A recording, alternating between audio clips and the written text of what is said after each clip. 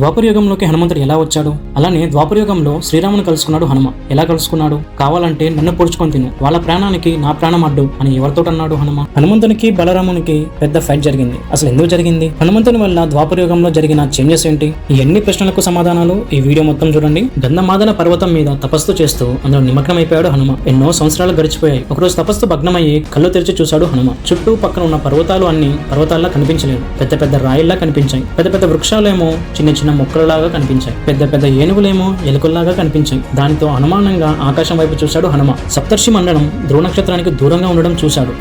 అంటే యుగం మారిందైతే అని నవ్వుతూ అనుకున్నాడు హనుమ.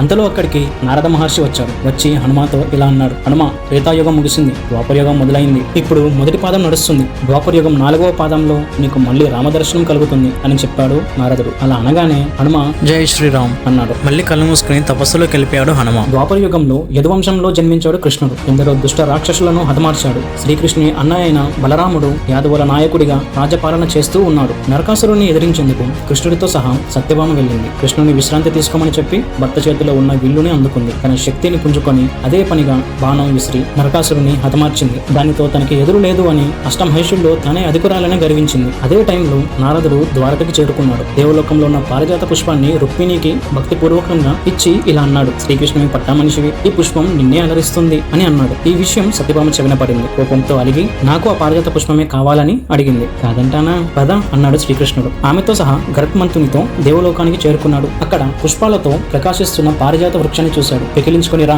అని గరుత్మంతుని ఆజ్ఞాపించాడు. అలానే చేశాడు గరుత్మంతుడు. పారిజాత వృక్షంతో సహా శ్రీకృష్ణుని సత్యభామ వెనుతిరిగి వెళ్తున్న గరుత్మంతుని చూశాడు. దేవేంద్రుడు కోపించాడు. తన వజ్రాయుధాన్ని ప్రయోగించాడు తన మీద. మండే అగ్నిలాగా వస్తున్న ఆ వజ్రాయుధం తన ఒక రెక్కకు ఉన్న ఒక ఈకతో అడ్డుకున్నాడు గరుత్మంతుడు. విదిరించి పడేశాడు దాన్ని. ఆ వజ్రాయుధం నీకు ఒక లెక్క అన్నాడు శ్రీకృష్ణుడు. నవ్వుతూ మెచ్చుకున్నాడు శ్రీకృష్ణుడు. ఆ మాటతో ఎంతో గర్వాన్ని పెంచుకున్నాడు గరుత్మంతుడు. ఆ తరువాత పారిజాత వృక్షాన్ని పెరటులో నాటింది సత్యభామ. మరింత గర్వించింది. బలరాముడు మాత్రమేమైనా తక్కువ తిన్నాడా? బలంతో ఎంతో మంది రాక్షసులను తన నాగిలితో సంహరించాడు. నరకాసురుడి ప్రాణమిత్రుడు అయిన వివిధ అనే రాక్షసుడిని సంహరించాడు. దానితో తనకు ఇక ఎదురు లేదు అన్నాడు. తన బలం ముందు ఏది అడ్డు లేదు అని గర్వించసాగాడు. ఒక పక్క బలరాముడు, మరో పక్క సత్యభామ మరియు గరుత్మంతుడు గర్విస్తుంటే చూసి వాళ్ళ అమాయకత్వానికి నవ్వుకున్నాడు కృష్ణుడు. టైం రావాలి, ప్రతిదానికి టైం వస్తుంది. ఆ సమయంలో ఈ ముగ్గురికి గర్వభంగాలు తప్పవు అనుకున్నాడు శ్రీకృష్ణుడు. ఒకరోజు గరుత్మంతునికి చిన్న పాము ఒకటి కనిపించింది. పాములను చూసి ఆవుతాడా గరుత్మంతుడు? పట్టుకోవాలని చూశాడు. దానితో ఆ పాము చాలా భయపడిపోయి అమ్మా అమ్మా అంటూ పరుగు తీసింది. పిల్లాడి పిలుపు విని తన దగ్గరికి చేరుకుంది తల్లి. పిల్లాడిని పట్టుకుని పరిగెత్తింది. ఆమె పేరు కాంచనహేళ. పిల్లాడితో సహా కాంచనహేళని అపహరించాలనుకున్నాడు. వెనుకపడ్డాడు గరుత్మంతుడు. పిల్లాడిని వెంట పెట్టుకుని రక్షించండి రక్షించండి అని మొరపెట్టుకుని పారిపోతుంటే అది గమనించిన నారదుడు అక్కడికి వచ్చి, తల్లి, నిన్ను నీ బిడ్డని ఆ గరుత్మంతుడి నుంచి కాపాడేది ఆ హనుమ ఒక్కడే. అతను గంధమాదన పర్వతం మీద తపస్సులో ఉన్నాడు. అక్కడికి వెళ్ళండి, రామనామం జపిస్తూ అతని పాదాలను ఆశ్రయించు, ప్రాణభిక్ష లభిస్తుంది అని అన్నాడు నారదుడు. అప్పుడు ఆలస్యం చేయకుండా వెంటనే ఆ పర్వతానికి చేరుకుంది కాంచనహేళ. రామనామం చేస్తూ తన పాదాలను ఆశ్రయించింది. అప్పుడు ధ్యాన భంగమయ్యి కళ్ళు తెరిచి చూశాడు హనుమ. ఏడుస్తూ ఉన్న కాంచనహేళ మరియు చిన్న పిల్లాడి రూపంలో ఉన్న పామును చూసి, నీకు వచ్చిన కష్టమేంటి తల్లి అని అడిగాడు హనుమ.